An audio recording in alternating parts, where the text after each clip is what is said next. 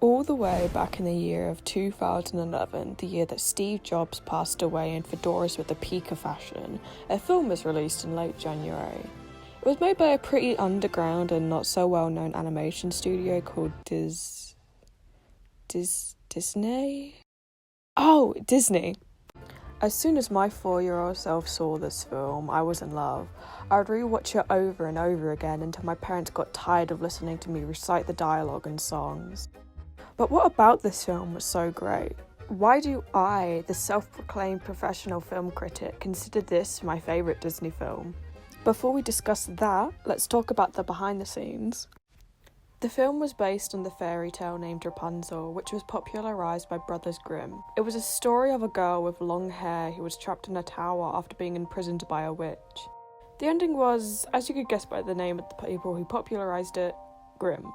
After a prince attempts to save her, but the hair slips from her hands, causing her to be left in the tower to die. Disney's version, however, had to be made more family-friendly, so, of course, the ending is a happy one. The movie has a near identical plot to the book, but one major difference was the prince. He was turned into a thief, known as Eugene Fitzherbert, in an attempt to make an edgier and funnier character, and to contrast with the stereotypical prince-saving-princess cliché. His design process is one of my favourite things about him. The directors... oh my god. Byron Howard and Nathan Brian Howard and Nathan Greno asked a bunch of women in the building what they found attractive in a man, using a bunch of photos of attractive men in Hollywood and taking some of the most appealing aspects to inspire Eugene's design. Tangled was also Disney Animation Studios' 50th animated feature film, as well as being its first 3D princess film and musical. I always thought it was Disney's first 3D film, but it's surprisingly not. Actually, I want to know what Disney's first 3D animated film was. Hold on. Chicken Little? Okay, very quick side note. I always forgot that Disney made Chicken Little and always believed that it was DreamWorks or Sony Pictures. Like, it's so funny thinking that this big studio made that movie. Okay, enough rambling. Let's talk about the movie itself.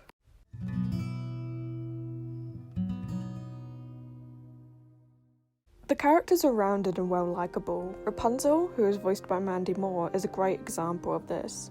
She is a princess, so young kids are obviously going to be drawn to her and be hooked to whatever she does, but she's also a brave and talented character. She's shown performing many hobbies and skills with ease, which shows her versatility and possibility of learning new things easily. Rapunzel's also very kind towards almost everyone she meets. Although she is scared, she is kind towards the thugs and the ugly duckling and sympathises with Maximus.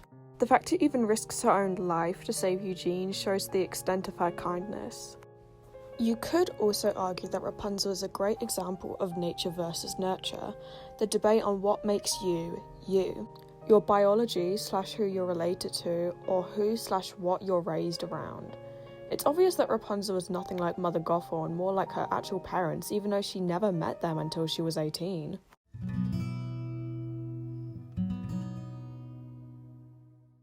I talked about Flynn Rider, aka Eugene, before, but I'm going to talk about his character in the movie now.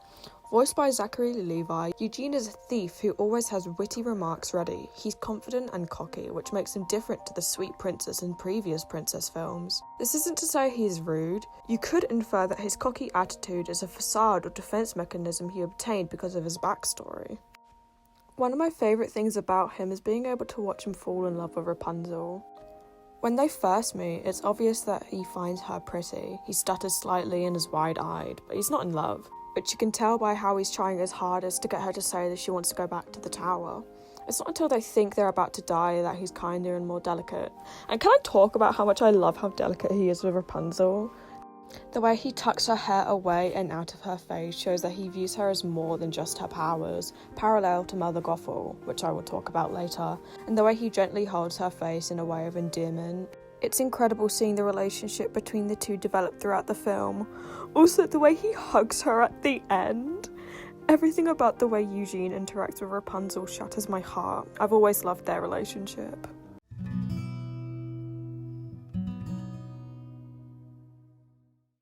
Everyone has a favourite MILF. This is mine. There's something about Mother Gothel's character that I love that I can't pinpoint exactly.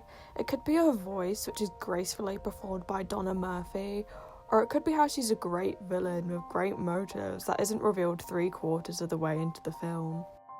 It could also be the way she interacts with Rapunzel. You can see throughout the whole film that she grabs, strokes and holds on to her hair, and also kisses and pets the crown of her head, showing what she only sees Rapunzel as, which completely parallels Eugene's mannerisms of Rapunzel, as he views her as more than just her power. Mother Gothel's complete switch from manipulative mother to insane, power-hungry woman is genuinely terrifying to watch. Her willingness to lock up that girl she raised for 18 years with not a single ounce of remorse scared me as a child, but I now see it as an understandable turn in her plan. Before she dies, she spends her last moment glaring at herself in the shattered mirror in anguish, distraught that her youth is drained away in mere seconds. I also don't think I've seen a death scene quite as satisfying as Mother Gothel's, which is weird to say, I know, but hear me out. The fact that it somewhat mirrors the way the fairy tale version ends is an incredible way to tie both of these versions together.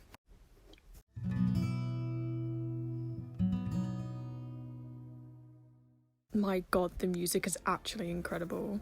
Composed by Glenn Slater and Alec Menken, who also composed songs from many Disney classics, I cannot get over how perfectly crafted each song is. I believe I listen to the soundtrack at least once a day because of how addicting it is. There are 3 versions of When Will My Life Begin, 2 being in the movie and 1 only being found in the soundtrack, and I'll be talking about all 3. The first version comprises of Rapunzel listing chores and hobbies she cycles throughout the day to entertain herself, ending with her dreaming of being able to fulfill her wish of seeing the lanterns, which makes it seem that all the things she listed were almost a way to distract herself from constantly dreaming of seeing them and dwelling over the fact she cannot. The second version is short and consists of Rapunzel reminding herself not to long for more things, showing the prominence of Mother Gothel's manipulation. The third and final version shows how excited and free Rapunzel felt after leaving the tower, and even when only listening to the song you can still sense the pure joy coming from her voice. Huge round of applause demanding more. Mother Knows Best has 2 versions and I love both of them with a burning passion. The first one is full of manipulative tactics that show the extent that Mother Gothel has gone to so far to make sure that Rapunzel relies on her and is too terrified to even attempt to leave the tower. The Reprise is definitely my favourite out of the 2. I admire that this version sounds more typically villain-like while sounding similar to the original.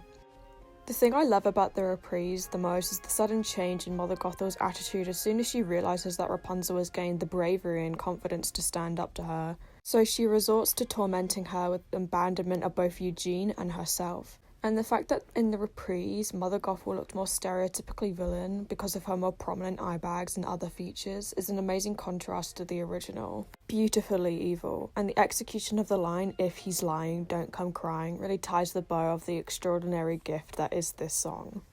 The comedic song that is I've Got a Dream is one that makes a smile appear on my face whenever I listen to it. The bubbly, upbeat tune is a hilarious contrast to the characters you see when you watch the film.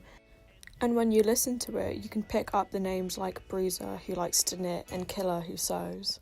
In addition, the song adds to Eugene and Rapunzel's characters as it shows the unconditional kindness Rapunzel will always have for anyone she meets, and Eugene's cocky, mean thief facade being all for show whilst also setting up some character development for him. Of course, every princess film has to have the romantic duet, but I can't help but get emotional whenever the scene with I See the Light comes up. It begins with the 2 characters singing in their heads, enjoying the company they're sharing as they realise they've both fallen for one another. A tender moment is shown with Eugene when he rejects the satchel Rapunzel offers to give him, before starting to sing with Rapunzel after he denies to sing in the Snuggly Duckling. I don't sing. It really shows that he's willing to do anything for her, even stuff that he's never been very comfortable doing, like sharing his past or singing. Very quick mention to the song called Kingdom Dance. I love the song with my entire soul.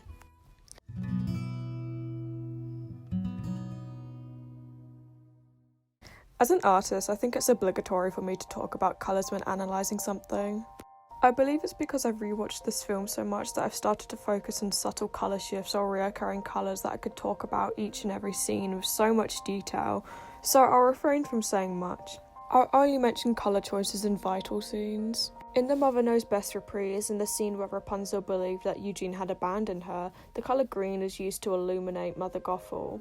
I mentioned the use of green because it's a very Disney move to use green with their villains, so its appearance in Mother Gothel's more villainy song links her nicely with other villains. The grey overlay used at the end of the movie in the tower contrasts to the beginning, as it was lit with brighter tones as we only really saw her in the day. The duller choice sets the mood and goes well with the eerie and depressing atmosphere that the scene sets. The colours used in the boat scene and the scene where Rapunzel realises that she's the lost princess are very pleasing to look at. They also just make sense.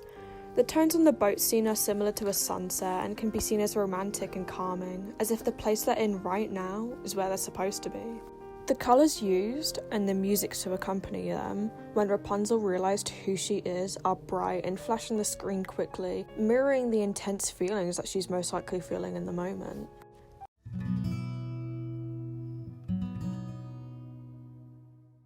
I've talked to anyone who will listen to me on why this movie is incredible.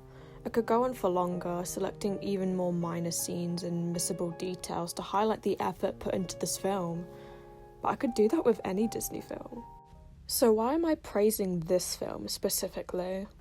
The reason why this film is so important to me is because I grew up with it. I grew up forcing my dad to play the Tangled Wii game with me, making him do most of the work in the Snuggly Duckling level because it was too difficult, and making him play the last level with me so I could ride the horses. I grew up reenacting the scenes from the movie with my LPS and My Little Pony toys, having the movie play on my old TV so I would get every scene correct. I grew up wanting to paint all over my walls like Rapunzel did, but not being allowed, so I just drew on paper for hours on end. The reason I watch this movie so much and are able to watch it multiple times a day is because I have so many positive memories connected to the film. So yes, there may be flaws to this film that I overlook, but it's because I don't have any negative memories attached to this movie.